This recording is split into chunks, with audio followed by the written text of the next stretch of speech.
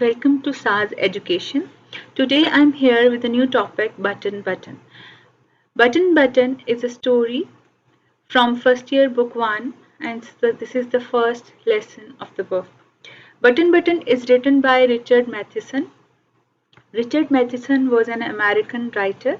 He was known as a screenwriter, short story writer and a novelist. He has written many stories, novels, and screenplays as well. Mainly genre he was written about horror, fantasy, and fiction. There is no need to know more about the writer because the focus would be more on the story. The story topic is button button. अच्छा button button ये है, देखिए यहाँ पे उन्होंने बहुत ज़्यादा emphasize किया है on one word and that is button button. इसका मतलब है कि the story revolves around the button. शुरू में हम क्या देखते हैं, अब पहले हम इसकी समरी की बात करते हैं. पहले हम क्या देखते हैं कि एक शुरू में एक बॉक्स है जो वाइफ का नाम है नॉर्मा और उसके हस्बैंड का नाम है ऑर्थर. वो जब अपने अपार्टमेंट में आने लगती है तो उनके डोर के पास एक बड़ा सा बॉक्स पड़ा होता है और बॉक्स पे उनका नाम लिखा गया होता है, ठीक है, और उस नाम पे उनका घर का एड्रेस और सब कुछ होता है. जब वो उसको अंदर लाती है तो वो देखती है कि उसमें एक बटन है जिसको फिक्स किया गया है स्कॉच टेप के साथ और उसमें एक एनवेलप है और उसमें लिखा गया है कि मिस्टर स्टुअर्ट उनको विजिट करेंगे 8 PM. और मिस्टर स्टुअर्ट एक छोटे कट के आदमी हैं और फिर इसी तरह होता है और वो घर पे आते हैं और नॉर्मा किचन में काम कर रही होती है. खैर उनकी बातचीत होती है और वो बताते हैं कि इसमें एक बटन फिक्स है इस बॉक्स के अंदर और जब वो उसको प्रेस करेंगे तो दुनिया में कोई शख्स कहीं पे मारा जाएगा और इन रिटर्न उनको $50,000 जो हैं वो मिलेंगे. नॉर्मा उसकी बात सुन लेती है लेकिन साथ ही ऑर्थर जो कि दीवान खाना में मसरूफ़ होता है, बुक रीडिंग कर रहा होता है.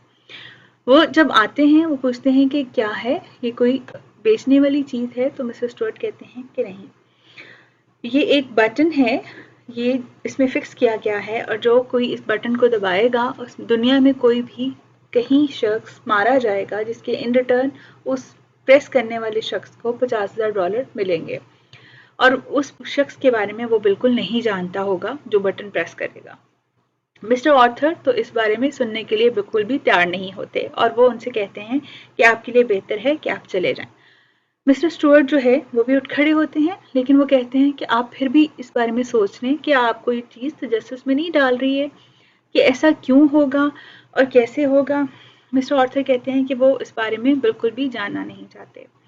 उसके बरक्स ये होता है कि जो वाइफ है, खैर मिस्टर ऑर्थर जो है अपना विजिटिंग कार्ड वहाँ पे छोड़ देते हैं. वो कहते हैं कि आप 1 या 2 दिन फिर भी इस बारे में सोच लीजिए और चले जाते हैं.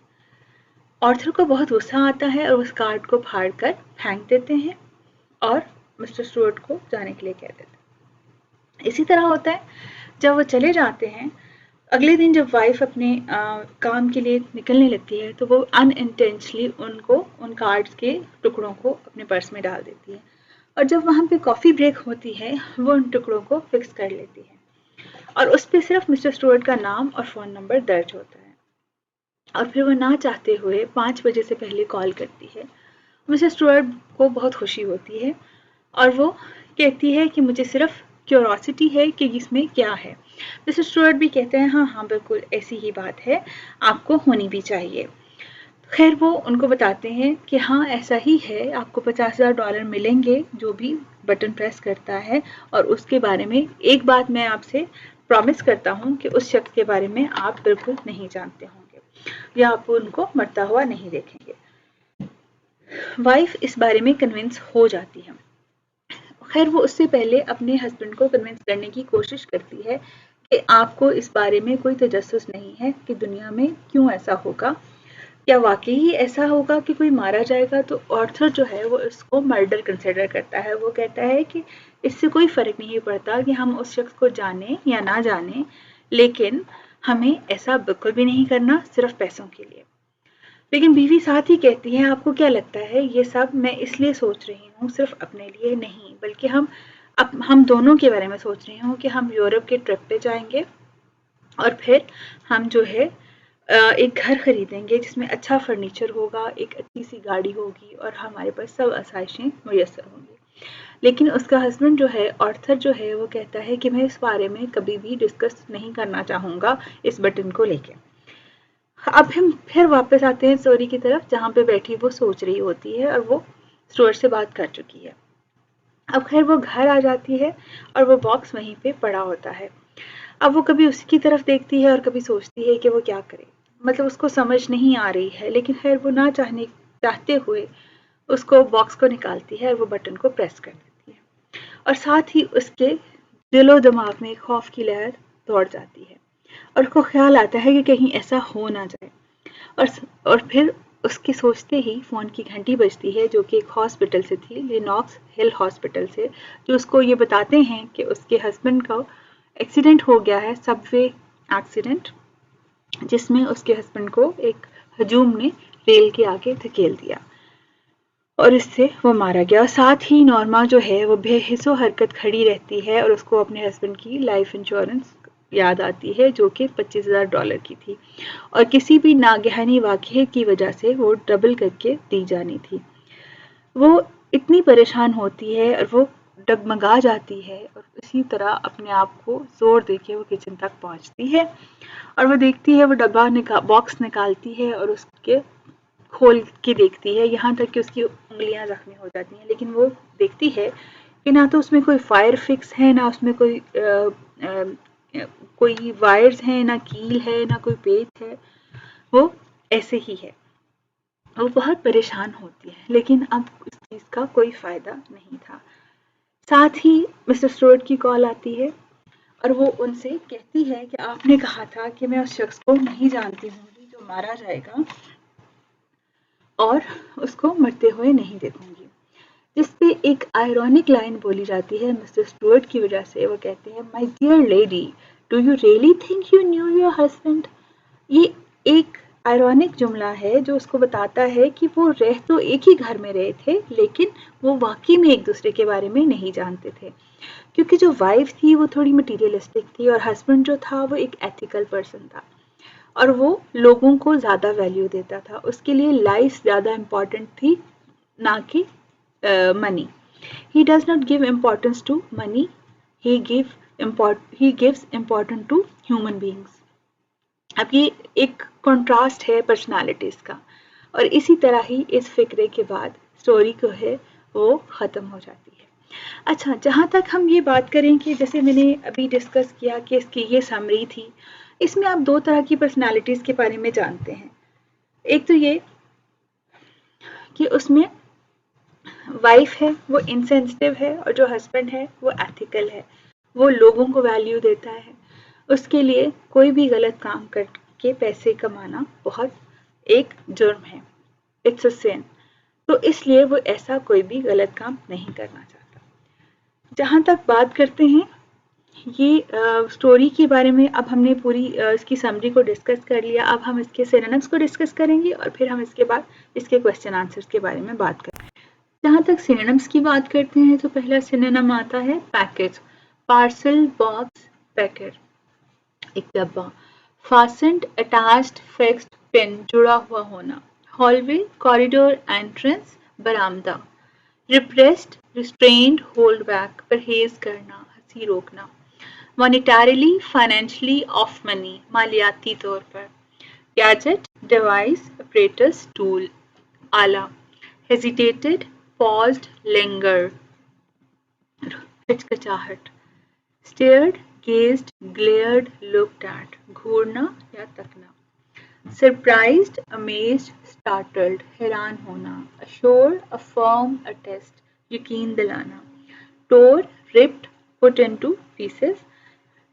टोर जो है सेकंड फॉर्म है टीयर की, टुकड़े टुकड़े करना। क्यूरियस, सस्पिशन, इंक्विजिटिव, तजस्सुस होना। इम्पल्सिवली, केयरलेसली, क्विकली, जल्दी जल्दी से, बेध्यानी से।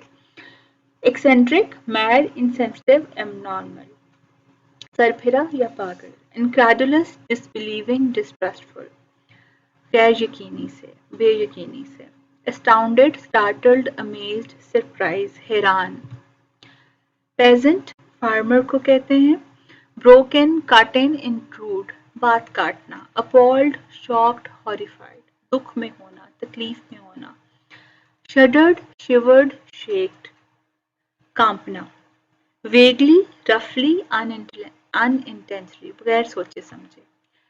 डिस्मे, स्पेल, सैड, डिस्मे, इसमें फिर से अपॉल भी आ सकता है।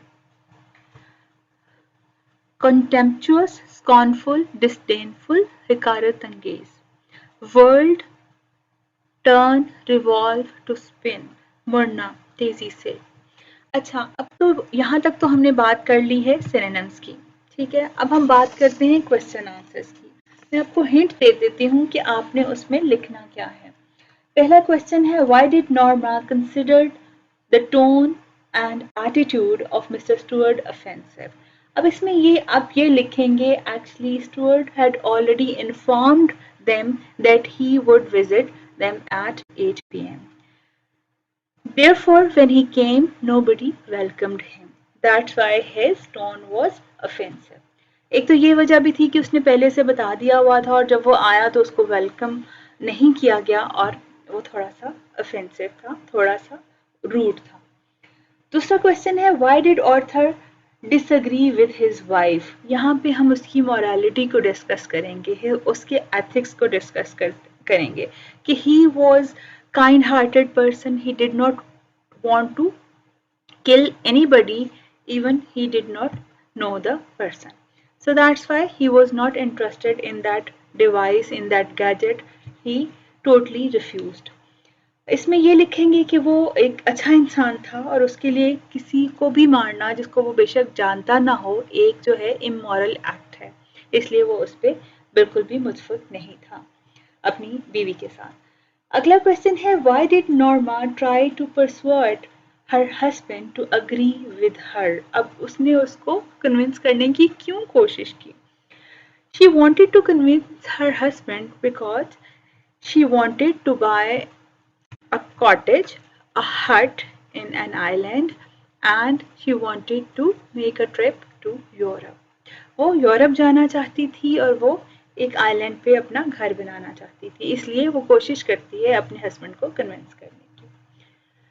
क्वेश्चन नंबर 4 है, what were the reasons Norma gave to her husband to accept the offer। अब यहाँ पे वो उसको क्या कहती है, she wanted to convince her husband.